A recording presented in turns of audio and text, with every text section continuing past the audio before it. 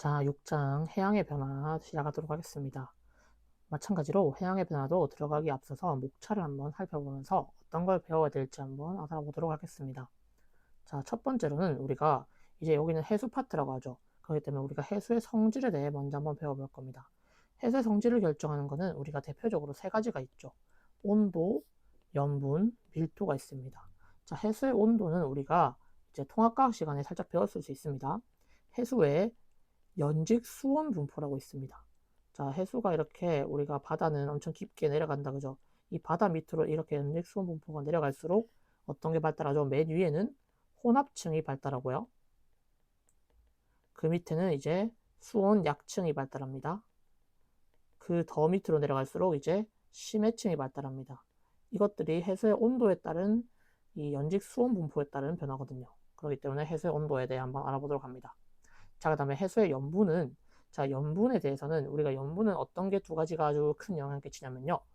증발량과 그 다음에 강수량, 이 둘 사이의 관계가 이 해수의 염분에는 큰 영향을 끼치게 됩니다. 그래서 증발량과 강수량의 관계에 따라서 염분이 어떻게 변하는지, 당연히 증발량이 많을수록 염분이 높겠다, 그죠?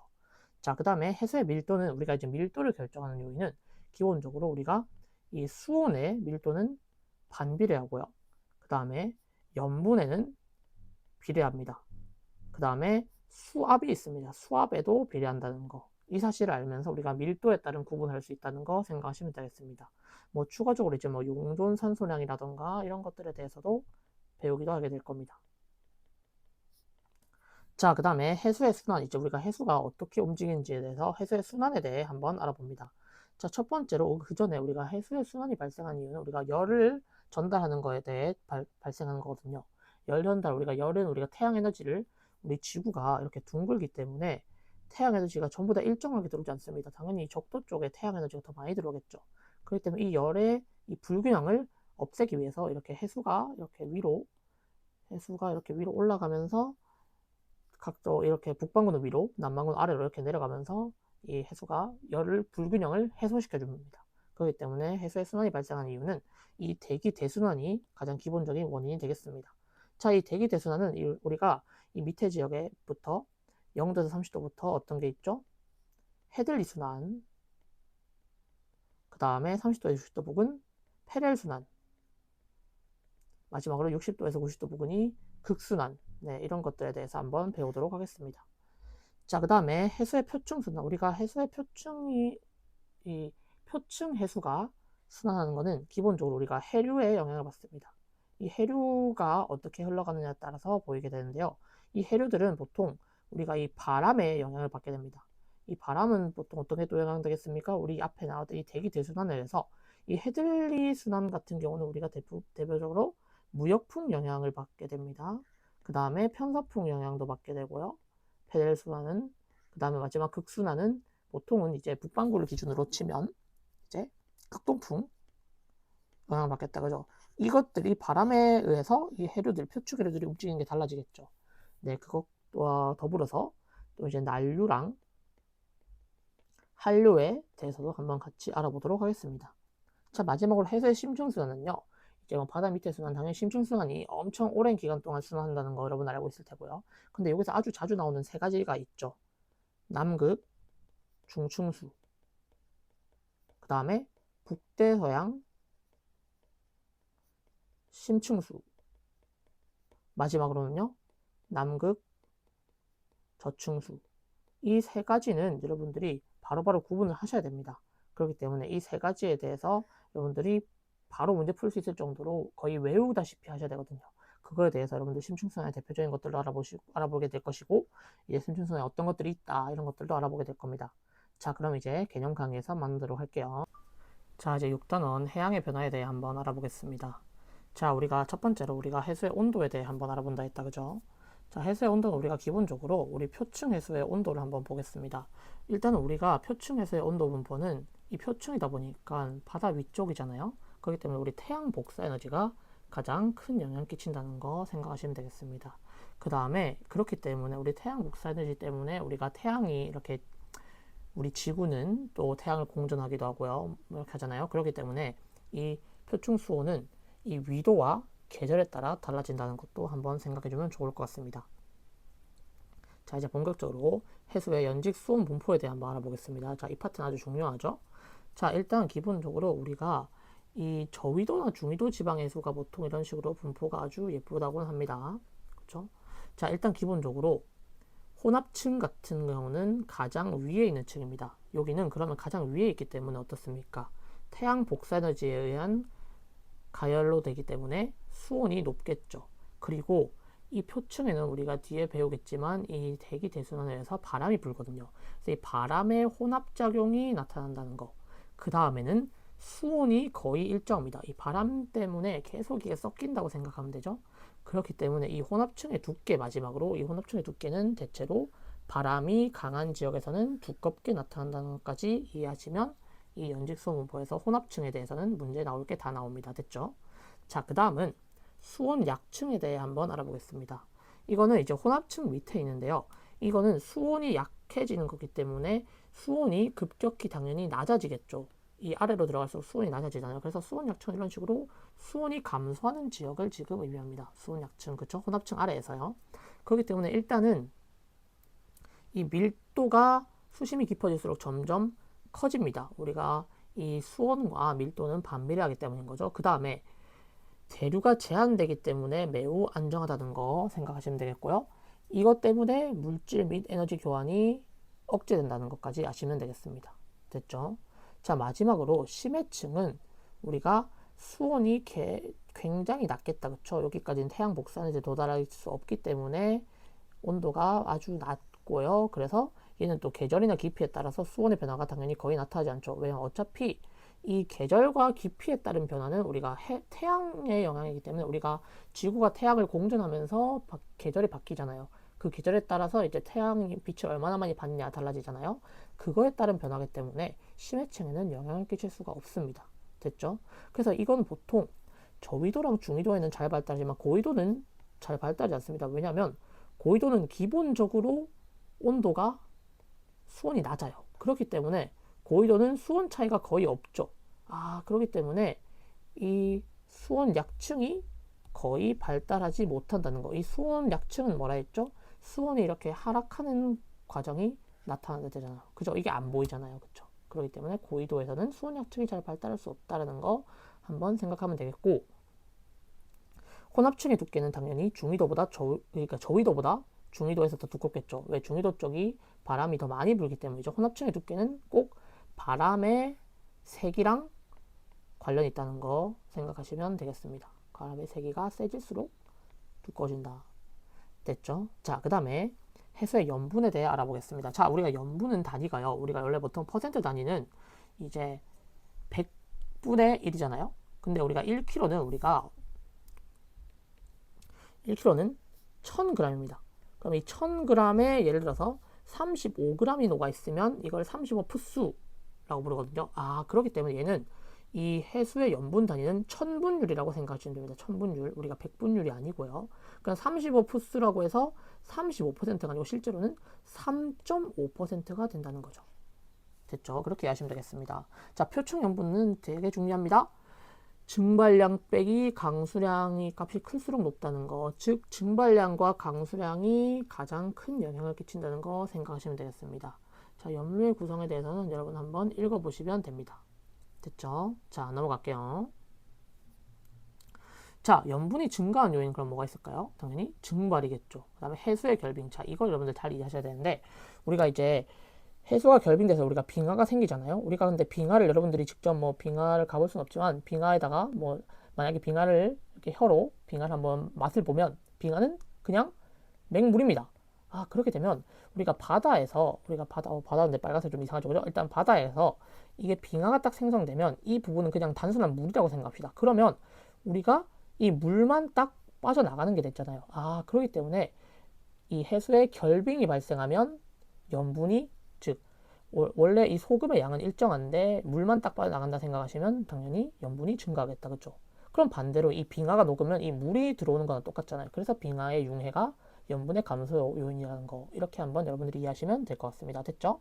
자, 염분 감소 요인은 당연히 강수, 그 다음에 육지로부터 담수가 유입된 거 이렇게 생각하시면 됩니다. 자, 그 다음에 이 증발량 빼기 강수량과 표층연분 분포가 거의 일치하는 모습을 볼 수 있다. 그죠? 네, 그래서 일단 알아두셔야 될 게 이 그래프를 한번 여러분 꼭 봐두시고요. 중위도 고압대에서는 표층연분이 높게 나타난다는 점까지 여러분들이 한번 이해하시면 될 것 같습니다. 됐죠? 자, 적도지방은 특별히 염분이 중위도보다 낮다는 거 한번 생각하시면 됩니다. 왜요? 여기는 일단은 이 적도 저압대가 있기 때문에 이 저압대에는 우리가 상승기류가 더 많이 발달하겠죠. 그러니까 강수량이 더 많기 때문에 표층연분이 낮다는 거 생각하시면 되겠습니다. 이거는 이 저압, 이 적도 부근이 온도만 보면 증발량이 많게 되겠지만 이거는 온도보다 여기서는 이 강수량이 영향을 더 크게 끼쳤다고 생각하시면 되겠다. 그쵸? 자, 극지방은 반대로 얘도 똑같은 방식인데 얘는 오히려 뭐가 더 되겠습니까? 얘는 오히려 증발량이 적게 나타나서 표층연분이 낮은 느낌으로 간다는 거죠. 됐습니까? 네, 그렇게 생각하시면 됩니다. 그래서 적도랑 극지방은 네, 이렇게 표층연분이 나타나는 게 서로 반대로 된다는 거, 표층연분이 높게 나타나는 거 이렇게 생각하시면 되겠죠. 아닌데요. 이거 잠시만요. 이거 지금 잘못 말했네요. 그쵸? 이 표층연분이 낮지만 이 얼음이 어는 해역에서는 표층연분 높은. 그죠? 좀 이상하게 말했어요. 그죠? 죄송합니다. 자, 극지방은 일단 기본적으로 표층연분 낮은 거 맞죠? 왜냐하면 이게 다시 한번 할게요. 적도지방은 강수량이 많기 때문에 표층연분이 낮은 거고요. 극지방은 증발량이 적기 때문에 표층연분이 낮습니다. 하지만 꼭 중요합니다. 하지만 얼음이 열면 아까 말했죠. 얼음이 열다는 거는 물만 딱 빠져나가는 거니까 표층연분이 높게 나타난다는 점 생각하시면 되겠다. 그쵸? 뭐 이제 여러분 담수 뭔지 아시죠? 담수가 흘러들어온 연하는 당연히 촉표점을 나뺐죠. 왜요? 담수는 그냥 맹물입니다. 바닷물이 아니죠. 바닷물과 반대이기 때문에 담수 흘러들어온다는 것은 그냥 물이 늘어난다는 거기 때문에 표층연분이 낮아지게 되겠습니다. 자, 우리나라 주변 해수의 표층수온과 표층연분 분포 이거는 아셔야 될 건데 이거 결과만 한번 보겠습니다. 우리 수온은 당연히 우리가 언제 높아요? 여름이 높죠. 그렇죠? 그러니까 염분은 언제가 높을 거예요? 당연히 여름이 염분이 높겠다. 그것만 생각하시면 되고요. 이 연안보다 외해에서 대체로 높다는 말이 무슨 말이냐면요. 우리가 아까 말했던 이 연안 쪽은 어떻습니까? 이 연안이 이 육지에 좀 우리나라 그러면 이 육지에 가까운 부분이 연안이거든요. 이 연안은 우리가 뭐죠? 이 담수가 유입되기 때문에 표층연분이 더 낮다는 거 생각하시면 되겠습니다. 됐죠? 자, 넘어갈게요. 이제 해수의 밀도에 대해 한번 알아보겠습니다. 우리가 이 해수의 밀도에는요, 우리가 아까 말처럼 영향을 주는 요인이 수온, 염분, 수압이 있습니다. 수온이 낮을수록 염분이 높을수록 수압이 클수록. 근데 보통 물어보는 거는 수온하고 염분을 물어봅니다. 그래서 일단 이거 시험지에 적으셔도 됩니다. 밀도는 수온에 반비례하고 염분에 비례한다. 이런 식으로 그냥 적으셔도 여러분 무방합니다. 됐죠? 자, 이 해수의 밀도 분포도 이렇게 해수가 당연히 어떻습니까? 우리가 해수는 당연히 깊어질수록 밀도가 더 커지겠다. 그죠? 그래서 해수의 밀도는 수심이 깊어질수록 커지지만 우리가 심해는 어떻게 보면 아까 그 수온의 영향도 없듯이 똑같이 심해에서는 거의 또 일정하다는 거 생각하시면 됩니다. 그래서 이 연직 밀도 분포도 지금 어느 정도 수온 분포랑 같이 맞닿는 경향이 있겠다. 그죠? 그래서 이거를 아까 이 수온 약층을 똑같이 밀도 약층이랍니다. 이 밀도가 점점 증가하는 부분이죠. 밀도 약층은. 수온 약층은 수온이 점점 감소하는 부분이고 됐죠? 그래서 이 그래프도 완전히 반대로 나타나는 거 생각하시면 되겠습니다. 자, 이 수온 염분도는 여러분들이 이거를 한번 이해하시면 되는데 이거 문제가 잘 나옵니다. 이 수온 염분도는 여러분 그대로 이 X축, Y축 그래프 찍는다 생각하시면 되는데 중요한 점 하나. 이 등밀도선 있죠. 이 등밀도선 안에 있는 애들은 전부 다 밀도가 똑같다는 겁니다. 이 부분 똑같은 거, 이 부분 똑같은 거. 그래서 이 등밀도선은 이렇게 내려갈수록 밀도가 커지긴 합니다. 그쵸? 그 다음에 우리가 염분하고 수온에 대한 자료를 이런 식으로 찍어주면 되는 겁니다. 이 수온 염분도 많이 어렵게 생각했지만 어렵지 않고요. 우리가 이 등밀도선이 있다는 거 하나만 생각해주면 좋을 것 같습니다. 됐죠? 자, 그 다음에 이제 용존기체. 자, 이 용존기체를 많이들 어려워하는데 이 용존기체는 아주 단순하게 생각하면 됩니다. 일단 기본적으로 언제 용존 기체 일단 우리가 이 사이다를 한번 생각해 볼까요? 우리 사이다에 어떻습니까? 사이다 온도가 낮은 사이다가 뭔가 더 짜릿한 느낌이 나죠, 그렇죠? 그런 느낌이 왜 그러냐면 우리가 온도가 낮을수록 기체가 용해도가 높거든요. 이 논리가 우리가 사이다를 떠올리면 된다는 겁니다. 됐죠? 일단 이것만 생각하면 이 용존 이 산소량이나 용존 이산탄소량 전부 다 온도가 낮을 때 더 높다는 거 생각하시면 되겠고, 자 근데 이제 우리는 이 해수의 분포에 따라 가야 되니까 이 수심에 따른 용존 기체량의 변화 하나 정도만 이렇게 알아두시면 됩니다. 당연히 우리가 이 영향이 좀 다르지만 우리가 이 산소 같은 경우는 어떻습니까? 산소는 이 표층에서 당연히 조금 많겠다, 그쵸? 그쵸? 왜요? 이게 이 식물성 플랑크톤이 광합성을 하죠. 이 광합성 때문에 일단 표층에서 가장 많은 게 맞고요. 근데 우리가 심해에서는 그래도 보시면 심해에서 조금 증가하는 모습을 볼 수 있을 겁니다. 이건 왜 그렇냐? 이 찬 해수가 용존산소는 아까 많다 했죠? 얘들이 침강하기 때문에 이 침강한 것 때문에 산소가 조금 증가한다는 거. 이해됐나요? 그쵸? 자, 이산화탄소는 반대로 표층에서는 좀 적습니다. 왜냐면요. 여러분들 광합성의 재료가 어떻습니까? 광합성 재료가 이산화탄소잖아요. 이산화탄소를 이렇게 빛과 이산화탄소를 합쳐가지고 우리가 포도당과 O2를 만든다는 게 광합성이잖아요. 그렇기 때문에 이 표층에서는 아까 말처럼 이 식물성 플랑크톤이 광합성을 하기 때문에 용존 이산화탄소량이 적어집니다. 하지만 수심이 깊어질수록 점점 증가합니다. 이것도 마찬가지로 이제 뭐 침강도 마찬가지고요. 온도가 점점 낮아지는 것도 마찬가지고, 그 다음에 또 어떤 게 있겠습니까? 이 밑으로 내려갈수록 광합성을 못하겠다, 그죠? 네, 그렇게 생각하면 이 이산화탄소는 처음엔 작았다가 깊어질수록 점점 증가하는 거 여러분들 볼 수 있습니다. 됐죠? 자, 넘어가겠습니다. 이제 해수의 표층 순환에 대해 알아볼게요. 일단 기본적으로 우리 지구는 대기 대순환이라는 게 일어납니다. 왜 그러냐면요. 우리가 이 태양이 받는 게 우리가 아까 말처럼 우리 지구는 동그랗기 때문에 이 적도 부근이 이 태양 복사 에너지가 더 많이 받습니다. 그러면 우리가 이 에너지가 조금 과잉된다 하죠. 그러면 이 에너지 과잉을 해결하기 위해서 여기 있는 온 에너지를 이 아래쪽으로, 즉 위도가 높은 쪽으로 줘야겠죠. 그래서 이거의 에너지 부족을 이렇게 해소시켜 주는 겁니다. 그렇기 때문에 지구의 평균 기온이 거의 일정하게 유지될 수 있다는 거 생각하시면 되겠습니다. 됐죠? 그래서 이거를 복사평형이라고 말하기도 합니다. 자, 대기대순의 원인이라고 하면 뭐라고 말하면 될까요? 이 위도에 따른 태양 복사에너지의 양과 지구 복사에너지의 양의 차이에서 비롯된 에너지 불균형이라고 생각하시면 됩니다. 됐죠? 자, 우리 대기대순환의 모형은 두 가지가 있습니다. 기본적으로 단일세포 순환 모형과 우리가 잘 알고 있는 대기대순환 모형이 있죠. 자, 단일세포는 우리가 단순하게 어떤 겁니까? 이 아래에 있는 공기가 그냥 이 북반구 쪽으로, 즉 위도가 높은 쪽으로 그냥 단순하게 이렇게 흘러가는 겁니다. 똑같이 여기도 이렇게 흘러갔다가 밑에 그 극지방 가서 내려가는 거. 그냥 어떻게 해서 있습니까? 이거 하나의 세포로 생각하면 이 세포가 단일하죠. 그죠? 이 북반구 기준으로 하나, 남반구 기준으로 하나 이렇기 때문에 그러면 이거 어떻습니까? 이 북반구 지표 쪽은 이렇게 순환해서 돌기 때문에 이 지표는 반대로 어떤 방향에 울죠? 북쪽에서 보니까 북풍이 분다는 겁니다. 반대로 여기 남반구는 남풍 분다는 거. 즉 바람이 한 방향으로만 붑니다. 하지만 여러분들은 이게 아니다. 그죠? 지금은 어떻습니까? 우리가 지구 자전에 대한 전향력의 영향으로 이게 순환세포가 실제로는 3개가 형성됩니다. 그래서 이 적도에서 가까운 것부터 헤들리 순환이라고요. 그 다음에 페렐 순환, 극순환입니다. 자, 우리가 그래서 이거는 여러분들이 스스로 그릴 줄 알아야 됩니다. 그래서 우리가 지구를 이렇게 그린 다음에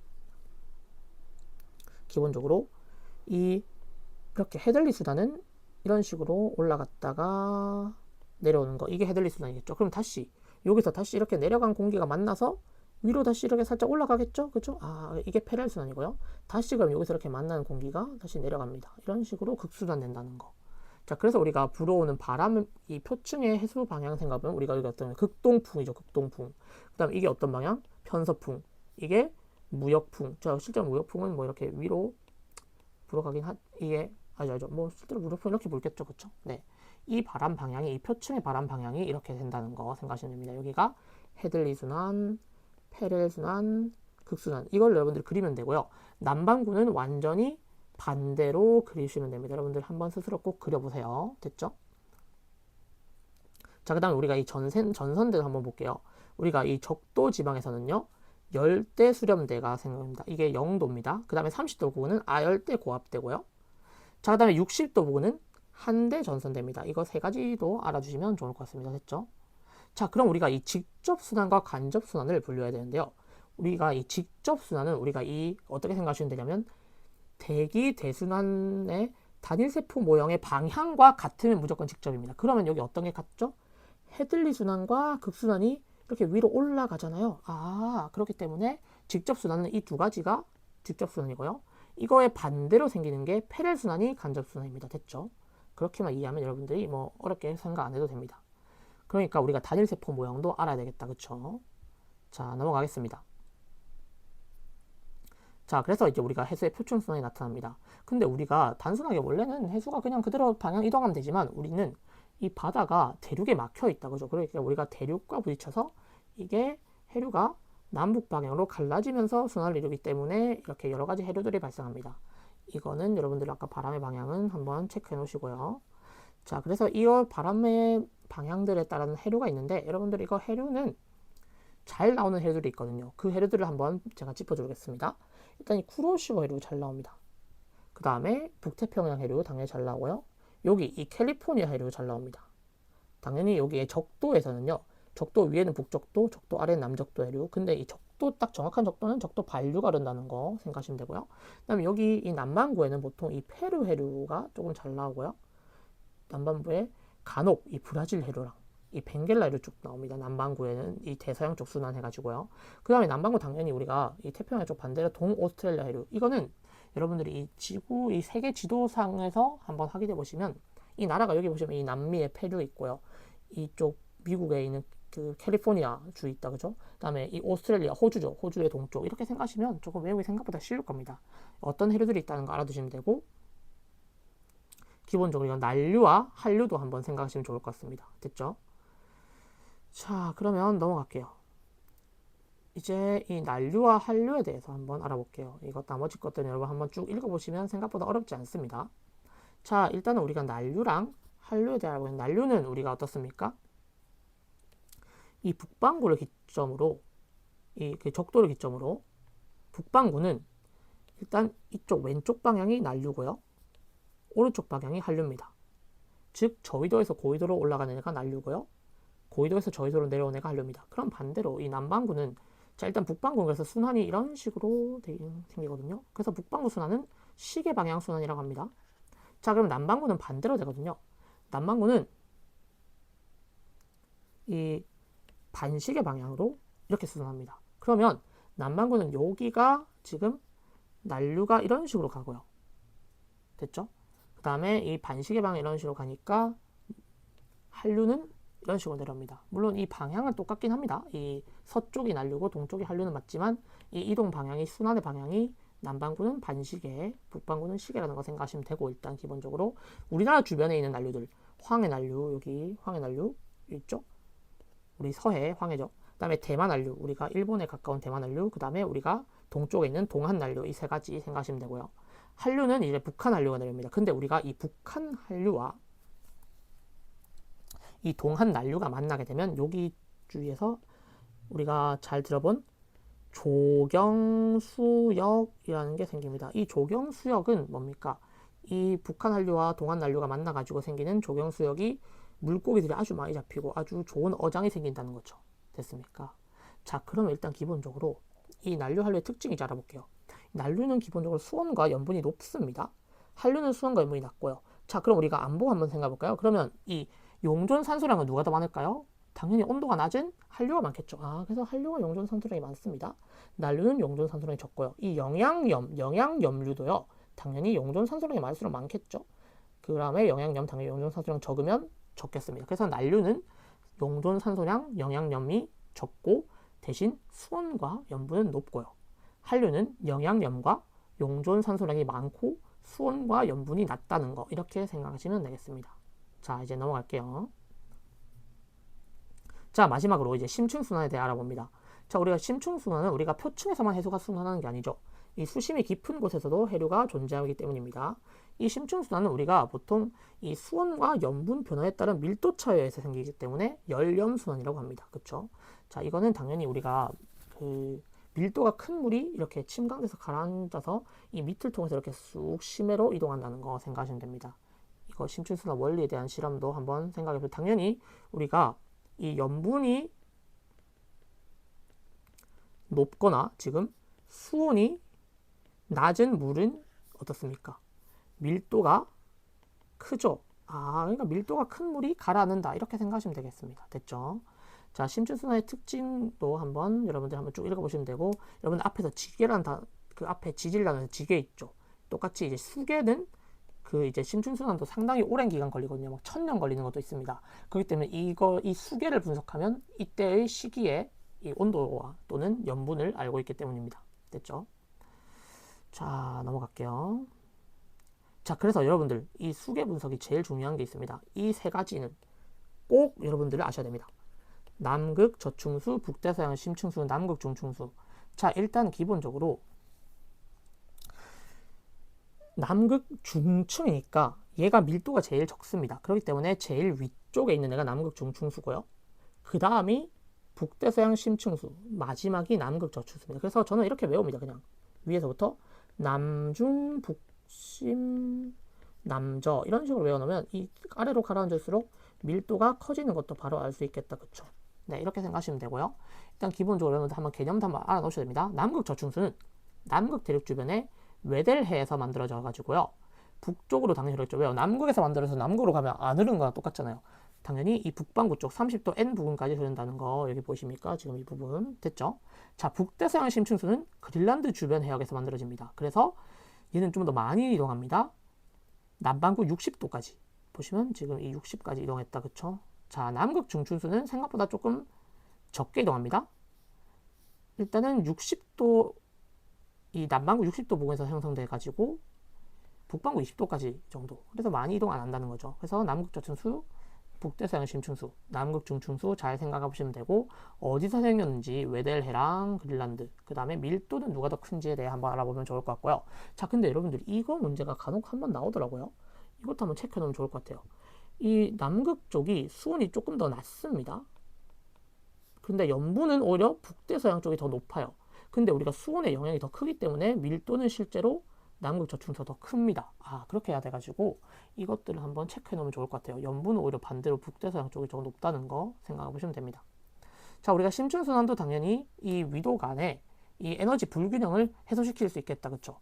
그렇기 때문에 이 심층순환의 역할로도 아까 말했다시피 우리 어떤 게 있죠? 아까 표층순환을 생각하시면 됩니다. 우리 표층순환으로도 에너지 불균형이 해소됐다시피 마찬가지로 심층순환으로도 에너지 불균형이 해소한다. 그래서 이 위도 간 에너지 열수지 불균형을 해소시킨다는 거, 에너지 수송하기 때문에 해소시킨다는 거. 그 다음에 용존 산소가 풍부한 표층 해소를 심해로 운반해서 심해에 산소를 공급한다는 것도 아시면 될 것 같습니다. 됐죠? 아까 우리가 용존 산소량은 표층이 좀 더 풍부하잖아요. 그래서 우리 심해 쪽에 산소 공급하는 거는 이 심층순환의 역할이라는 거 생각하시면 되겠습니다.